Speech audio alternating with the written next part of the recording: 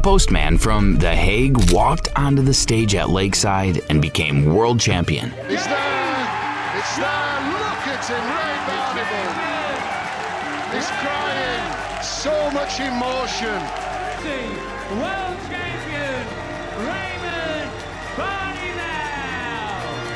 Back home, millions of people were watching. Van Barneveld himself later said the figures were insane. Some people said to me over 5 million viewers. In a country of 15 million, that's roughly 1 in 3 Dutch people watching a darts final on a Sunday afternoon in England.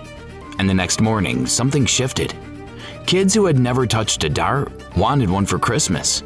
Pubs that didn't have a board installed one. Local leagues that had 2 teams suddenly had waiting lists. That was 27 years ago. Today, the Netherlands has 15 players in the World Championship, more than Scotland, Wales, and Germany combined. Gian van Veen just made the World Championship final at 23. Michael van Gerwen has won 3 world titles and over 170 professional tournaments. Danny Noppert, Dirk van Duivenbode, Germain Watimena, Wessel Neyman. The list doesn't stop. This is a country of 17 million people. England has nearly 60 million and produces more professionals in total, but per capita, nobody comes close to the Dutch. In 2024, there were 24 Dutch PDC Tour card holders out of 128. That's nearly 1 in 5. From a country that makes up less than 0.2% of the world's population. So what happened? How did a nation with no historical connection to the sport become one of its 2 superpowers in less than 3 decades? The answer starts with one man, but it doesn't end with him. Raymond van Barneveld didn't just win darts tournaments. He created a culture, and it almost didn't happen. He's been to the World Championship before. In 1991, he lost in the first round and came home disillusioned. In 1995, he reached the final and lost to Richie Burnett. For 7 years, he was delivering letters in The Hague by day and throwing darts at night. Same pub, same board, same dream that kept not happening. When he finally beat Burnett 6-5 in 1998, in a final that went to the last set, he didn't just win for himself. He proved to an entire country that a Dutchman could beat the British at their own game. That mattered. Before Barneveld, the Dutch Darts Federation had around 7,000 registered members. After his back-to-back world titles in 1998 and 1999, that number surged to tens of thousands. Today, the NDB sits at around 33,000, and those are just the organized competitive players. Darts went from a niche pub game to one of the most popular sports in the Netherlands behind football. Not tennis, not cycling, darts. And it wasn't just participation, it was television. Dutch broadcasters picked up darts coverage and the ratings were enormous. The 2006 BDO World Championship final between Barneveld and Jelle Klaassen drew 4.1 million Dutch viewers. For context, that's the kind of number a World Cup football match gets. For a darts final between 2 Dutchmen at Lakeside in England on a Sunday afternoon, that level of exposure did something that no amount of grassroots funding could replicate. It made darts visible, and in a small, densely populated country where every kid could see a dartboard in their local cafe, visibility was all it took. This is the first reason the Netherlands dominates. The Barneveld effect created a generation of players who grew up watching world-class darts on prime-time television and thinking, I could do that. Not in a delusional way, in a practical way. The boards were right there. The local leagues were right there. The path from pub player to professional was short enough to see. But having a role model and having a dartboard in your local pub isn't enough. Plenty of countries have that. What the Netherlands did differently was build a system. If you're a talented 14-year-old in the Netherlands, you're not throwing darts in your garage hoping someone notices. You're competing in structured youth competitions against other talented teenagers.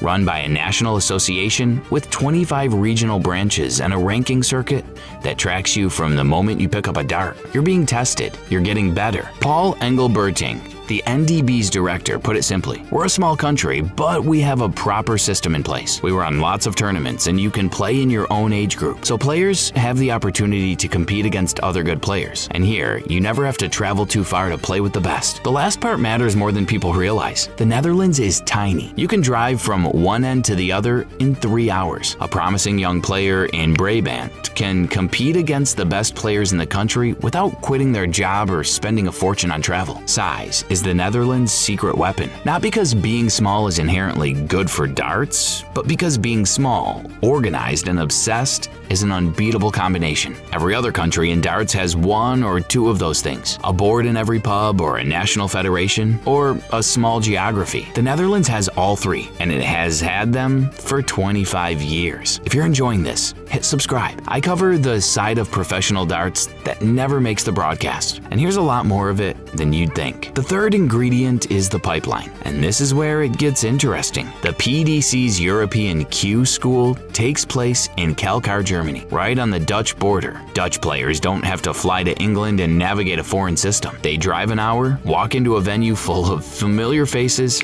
and compete for a tour card on what is essentially home turf. And it works.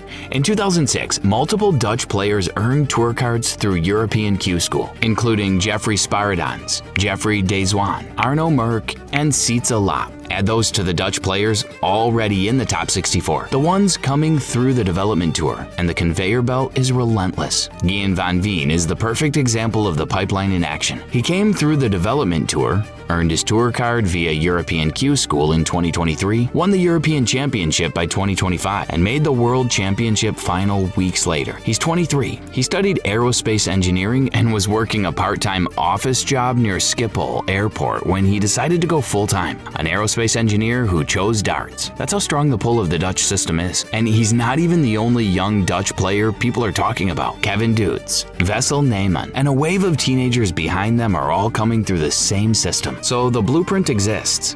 It's been public for 25 years and almost nobody has managed to copy it. Germany is the closest. They sell out arenas for European Tour events. TV audiences for the World Championship on Sport 1 have exceeded 2.8 million. Schindler and Ricardo Pietreczko have won PDC titles. The infrastructure is building, but Germany is still a generation behind. They haven't had their single transformative world champion yet. Max Hopp was supposed to be that player. He wasn't enough. Germany has passion, organization, and venues. What they don't have yet is a household name who makes every kid in Munich want to pick up a dart. The United States is further still. They have 17 million recreational darts players. 17 million, more than the entire population of the Netherlands. But the gap between throwing darts in a bar and competing professionally is a canyon. Most Americans play soft tip, a different format entirely. There's no national league structure feeding into the PDC. The distances are enormous. You can drive 5 hours and still be in the same state. And there's no American Van Barneveld, no player who broke through and made an entire country pay attention. That's the pattern. Every country that wants to compete at the Dutch level needs the same ingredients: a breakthrough star, a competitive infrastructure, geographic density, and time. The Netherlands had all of those pieces fall into place at once.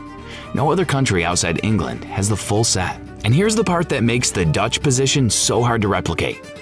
Success breeds success.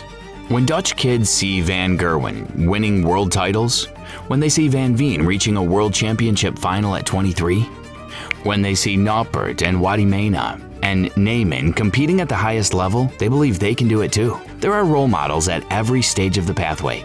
That belief system doesn't exist in countries where the best you can hope for is making it past the first round. The Netherlands doesn't dominate darts because Dutch people are inherently better at throwing small metal objects at a board. They dominate because a postman won a world title at the right moment, in front of the right audience, in a country that was exactly the right size to turn that moment into a system.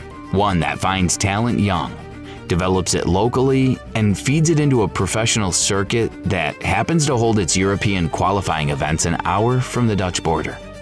It's not one thing, it's everything at once for nearly 30 years. And the scariest part for every other country? The pipeline is getting stronger, not weaker. Van Veen, Doots, Neyman. The next generation is already here, and behind them in young leagues across a country you can drive across in an afternoon, there are more coming. That's how a nation of 17 million people took over a sport that was invented 5,000 kilometers away. Not with luck, with timing, infrastructure, and a postman who changed everything. Now, if you want to know why every darts fan on the planet can hear 180 in their heads right now, I covered the commentators who made darts famous right here. One voice in particular changed the sport as much as any player ever did. And if you're not subscribed yet, you know what to do.